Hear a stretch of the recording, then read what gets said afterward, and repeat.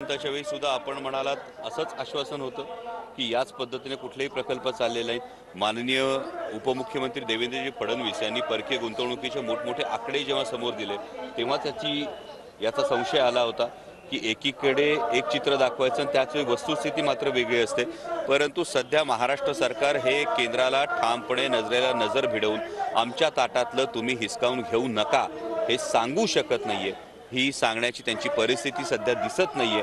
हे महाराष्ट्रासाठी दुर्दैवी। राज्याचे मुख्यमंत्री म्हणले की तसं अजिबात झालेलं नाही।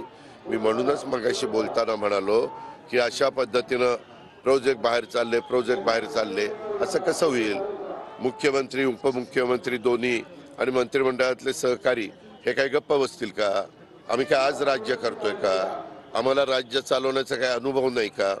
त्याच्यामुळं आज निवडणुकीच्या निमित्तानं दुसरा काही मुद्दा समोर राहत नाही आणि तरुणींच्या मनामध्ये त्याच्यातनं रोष कसा होईल अशा प्रकारचा प्रयत्न करायचा त्यांचा केविलवाणा काम चालले।